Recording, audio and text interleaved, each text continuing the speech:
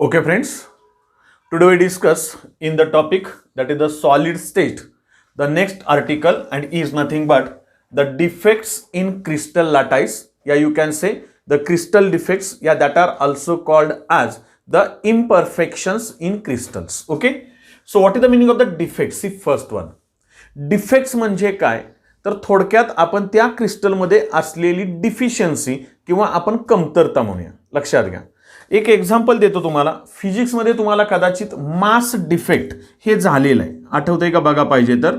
Mass defect म्हणजे काय तर that one is nothing but the defect in a mass. You know very well, in a nucleus there is the proton and neutrons are present. There for the total mass of that nucleus, you can say total mass of an atom, त्याला आपण observed mass म्हणतो, ऐका नाही. आणि number of proton, number of neutron, त्या संख्येला आपण प्रोटॉनच्या मासनं न्यूट्रॉनच्या मासनं calculate केलं, दोघांची ॲडिशन केली तर त्याला आपण कॅल्क्युलेटेड मास म्हणतो. मग कॅल्क्युलेटेड मास हे जास्त असतं, ऑब्झर्ड मास कमी असतं. मग त्या दोघांच्या मधला जो डिफरन्स आहे त्याला तुम्ही काय म्हणता, मास डिफेक्ट म्हणता. लक्षात घ्या, डिफेक्ट म्हणजे थोडक्यात कमतरता, कमी असणे, डिफिशियन्सी आपण म्हणतो. बायोलॉजीमध्ये पण आपण नाही का म्हणतो, समजून चला फॉर एक्झाम्पल एखाद्या व्हिटॅमिनची डिफिशियन्सी असेल तर मग मात्र आपल्याला एखादा डिसीज होतो, बरोबर आहे. डिफिशियन्सी म्हणजे थोडक्यात डिफेक्ट. आता आपल्याला केमिस्ट्रीमध्ये जे डिफेक्ट घ्यायचा आहे तो कशामध्ये घ्यायचा आहे तर defects in crystal lattice. Okay, when you can consider, you know very well, in a solid state there is the crystal lattice is present, there are the lattice points are present, you know very well, that lattice points which can be connected with each other, there is the formation of a unit cell. The number of unit cell which can be connected with each other, there is the formation of the space lattice. Yeah, that one is called as the crystal. बरोबर आहे, त्याला आपण काय म्हणतो, solid म्हणतो. आता समजून चला फॉर एक्झाम्पल एखादा आपल्याला सॉलिड तयार करायचं आहे किंवा एखाद्या सॉलिडचं स्ट्रक्चर आपल्याला घ्यायचं आहे.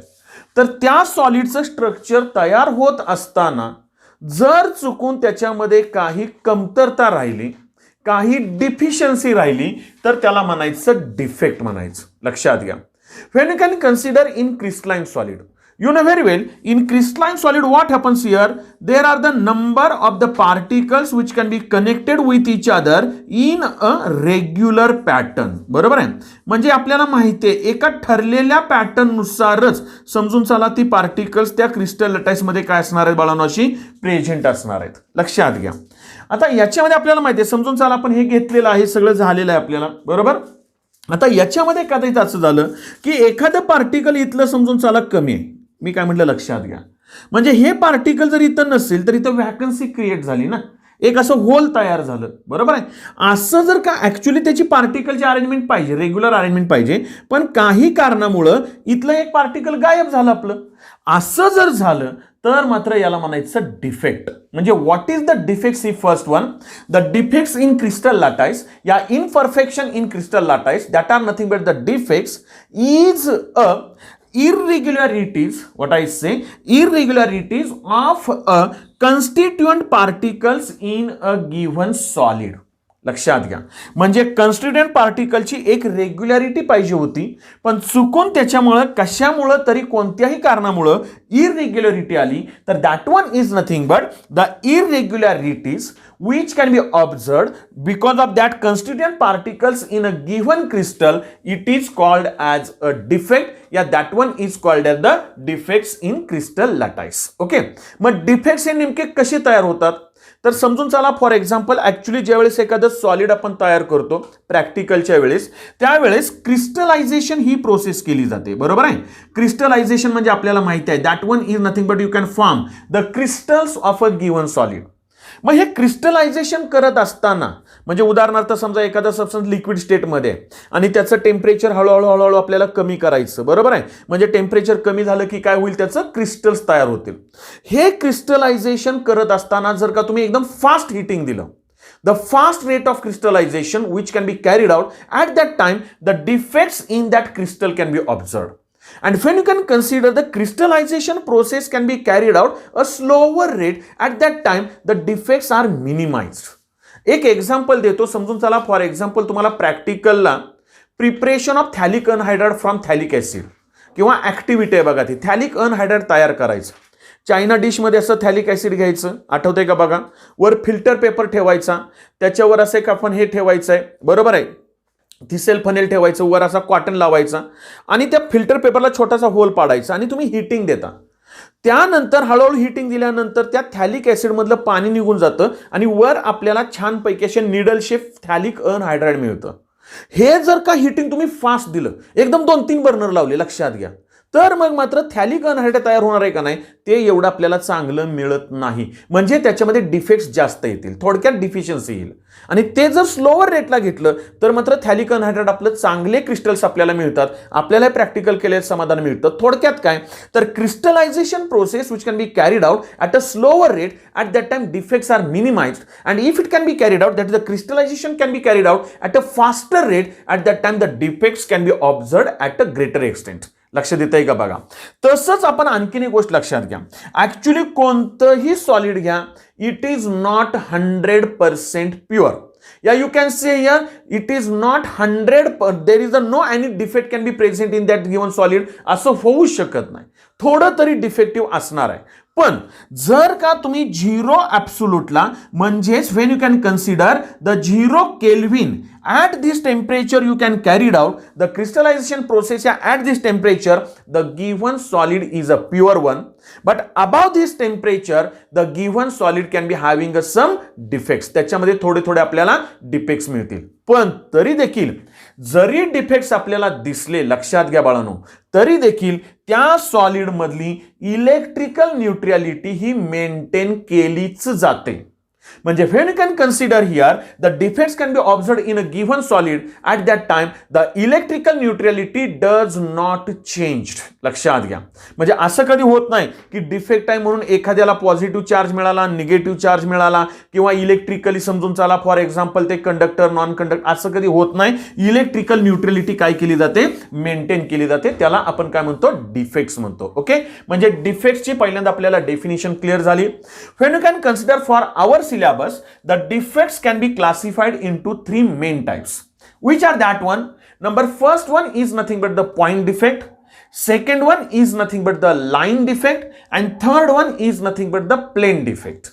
For our syllabus there are only different types of point defects.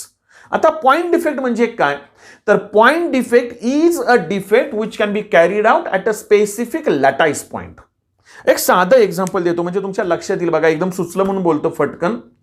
For example तुमच्या माहितीसाठी सांगतो, कधी कधी कपड्याच्या दुकानामध्ये आपण गेलो का नाही, तर आपल्याला एखाद्या बाजूला तिथं एखादा असा सेल लागलेला दिसतो आणि तिथं लिहिलेलं असतं बघा की डिफेक्टिव्ह साड्यांचा सेल, की जो डिफेक्ट तुम्हाला शोधूनही सापडणार नाही.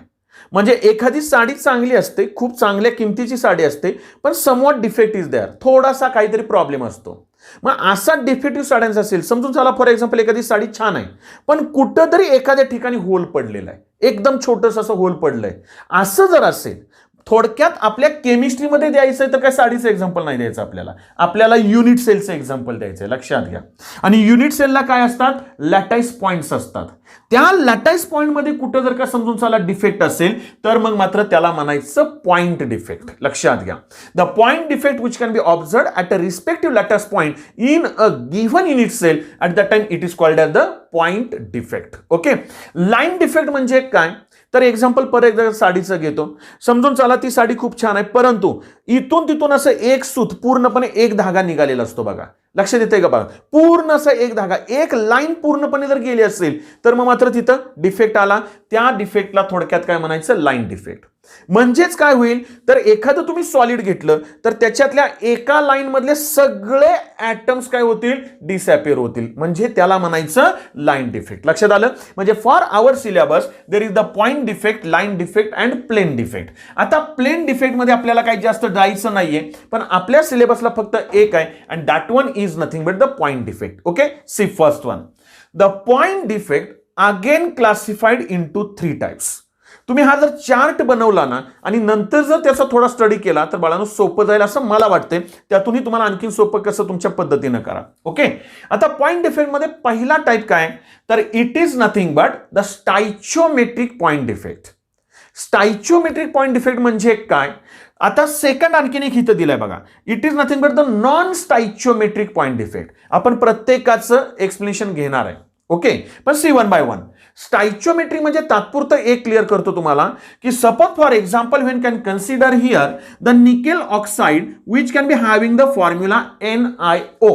असा एक आपल्याला माहिती आहे निकेल ऑक्साईडचा फॉर्म्युला, बरोबर आहे, ज्याच्यामध्ये निकेलचा एक हे आहे कटायन, ऑक्सिजनचा एक आहे. कारण निकेल ऑक्साइडमध्ये कोण असतं तर that is nothing but the nickel 2+ ion and that is the अनायन of oxygen that is the O2- ion. हे दोन एकत्र आले की आपल्याला काय मिळतं निकेल ऑक्साईड.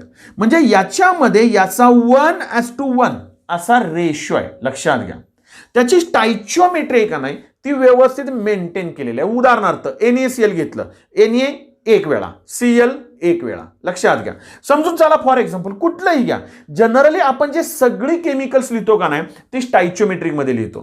स्टाइचियोमेट्री म्हणजे काय तर that are nothing but the number of the charges of the cation are balance by the number of charges of anions. लक्षात घ्या, जेवढे प्लस चार्जेस तेवढेच काय करतो मायनस चार्जेस. उदाहरणार्थ समजा मला कॅल्शियम क्लोराईड लिहायचं, मला माहिती आहे Ca2+ आणि Cl- आहे, म्हणजे Ca किती वेळा लिहिणार मी एक वेळा, Cl किती वेळा लिहिणार दोन वेळा. हा झाला CaCl2 चा formula.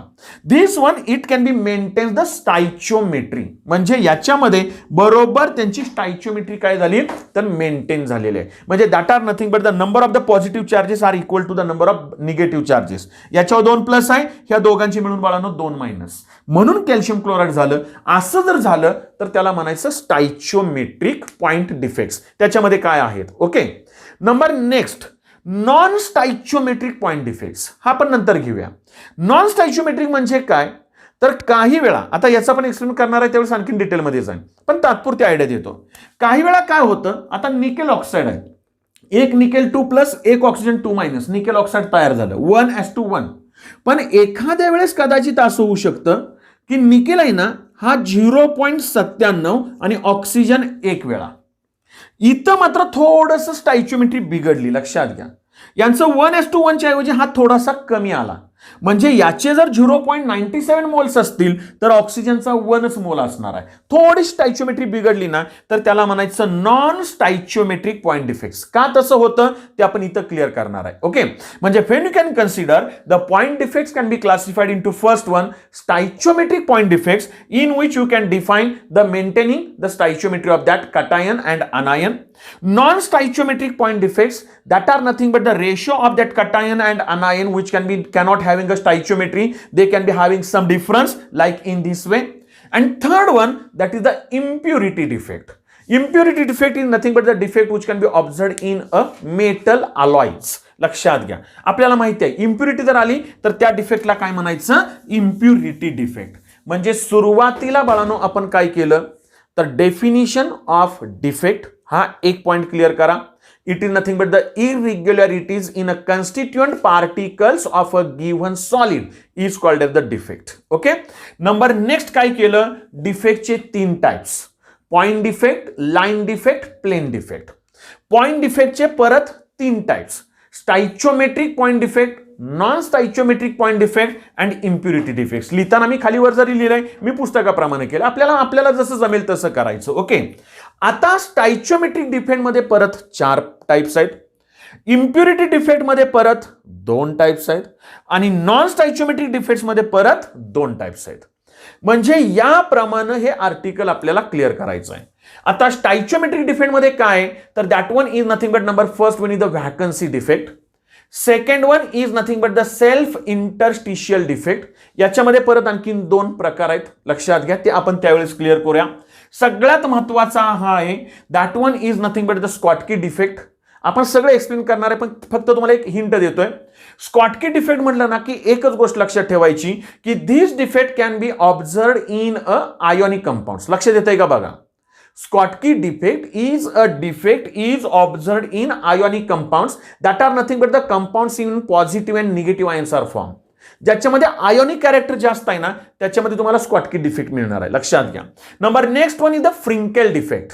That is nothing but this one, it is a defect which can be observed in a compound which having less ionic character. आणि इथं आपण एक्झाम्पल दिले बघा, सिल्वर क्लोराइड आहे, सिल्वर ब्रोमाइड आहे, सिल्वर आयोडाइड पण आहे, याच्यामध्ये झिंक सल्फाइड पण आहे, लक्षात घ्या. याला फ्रिंकेल डिफेक्ट म्हणायचं. म्हणजे आपल्याला ह्या दोघांच्या मध्ये कंपॅरिझन खूप महत्वाचं आहे. म्हणजे when you can consider the stoichiometric defects again classified into 4 types, that is the vacancy defect. Number next one is the self interstitial defect. त्याच्यामध्ये परत आणखी 2 घ्यायचे जरा. Okay, Schottky defect and last one is the Frenkel defect. इथं तुम्ही पहिल्यांदा स्टाइचियोमेट्रिक defects इथं clear होऊन जाईल. हे 2 व्यवस्थित करा, आपण परत सांगणार आहे बाळांनो. Number next impurity defect. आता इम्प्युरिटी डिफेक्ट आपण मगाशीच म्हटलं कशामध्ये येतो, तर that is nothing but the defect which can be observed in a metal alloys. आपल्याला माहिती आहे अलॉयज तयार करताना आपण काय करतो, तर there are the 2 different metals which can be combines with each other, homogeneously mix up with each other. At that time there is the formation of metal alloy. आपण डिटेलमध्ये नंतर बोलूया. त्याच्यामध्ये काय परत आणखीन, तर impurity defect again they have the 2 types, substitutional impurity defect and next one is the interstitial impurity defect.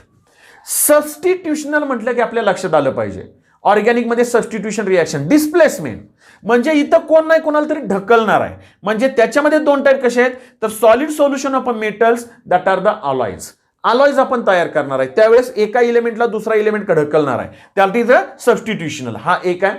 Number next one vacancy through aliovalent impurity. Aliovalent ion म्हणजे काय हे आपण त्यावेळेस क्लिअर करूया. ओके, हा 2 टाइप झाला. Number next interstitial impurity defect. हा एक आहे. म्हणजे आपल्याला इम्प्युरिटी डिफेक्ट मध्ये महत्वाचे 2 आहेत, substitutional impurity and interstitial impurity defect. Okay, substitutional मध्ये परत 2 टाइप्स आहेत. ओके, लक्षात येतंय का बघा. Number next one non stoichiometric point defect. Non stoichiometric मगाशी बोललो, त्याच्यामध्ये परत 2 आहेत अगदी महत्वाचे, metal deficiency defect and metal excess defect. म्हणजे तुम्ही ज्यावेळेस समजून चाला काही वेळा मेटल कमी होतो त्यावेळेस मेटल डिफिशियन्सी, कमी होणे मेटल डिफिशियन्सी, आणि मेटल एक्सेस म्हणजे मेटल आयन्स जास्त होणे. मेटल आयन्स मध्ये पण परत 2 कंडिशन्स आहेत, neutral atom or that positive ion which can be occupies the interstitial site, आणि next one is the by anion vacancies. म्हणजे मेटल एक्सेस मध्ये अनायन व्हॅकन्सी झाली म्हणजे अनायन जर गेला तर मेटल जास्त होईल, किंवा समजून चाला त्याच्यामध्ये न्यूट्रल ॲटम किंवा एखादा पॉझिटिव्ह आयन टाकला तरी पण मेटल आयन जास्त झाला तर त्याला म्हणायचं मेटल एक्सेस डिफेक्ट. आणि मेटल डिफिशियन्सी मध्ये काय होईल तर मेटल कमी होईल. म्हणजे थोडक्यात काय बाळांनो, तर एका वाक्यात सांगू का की हा जो चार्ट आहे का नाही, हा चार्ट एक आउटलाईन तुमच्या डोळ्यापुढे असली पाहिजे, लक्षात घ्या. म्हणजे when you can consider number first one defect, परत त्याची डेफिनिशन पुन्हा एकदा सांगतोय. डेफिनिशन झाल्यानंतर त्याचे 3 main types, point defect, line defect, plane defect. आपल्या सिलेबसला पॉइंट डिफेक्ट आहे. पॉइंट डिफेक्टचे 3 types, stoichiometric defects, non stoichiometric defects, impurity defects. Stoichiometric defects मध्ये 4 टाइप्स आहेत. Number first one vacancy, second one is the self interstitial, third one is the Schottky defect and fourth one is the Frenkel defect. Okay, त्यानंतर impurity defect मध्ये 2 आहेत, substitutional impurity and interstitial impurity. त्याच्यामध्ये परत इकडं आलं. आणि non स्टाइचियोमेट्रिक मध्ये metal deficiency defect and metal excess defect. Metal excess मध्ये परत 2 आहेत. म्हणजे मेटल एक्सेस मध्ये जर का न्यूट्रल ॲटम किंवा पॉझिटिव्ह आयन टाकला तर, आणि दुसरं that one is nothing but the by anion vacancy. म्हणजे याप्रमाणे आपल्याला हे डिफेक्टचं थोडक्यात तुम्हाला मी हा चार्ट दिलाय. आता याच्यामधला एक पॉइंट आपण नेक्स्ट लेक्चरमध्ये क्लिअर करूया म्हणजे तुमच्या लक्षात येईल बाळांनो. So in next lecture first you can discuss about the stoichiometric point defects. Okay, thank you very much.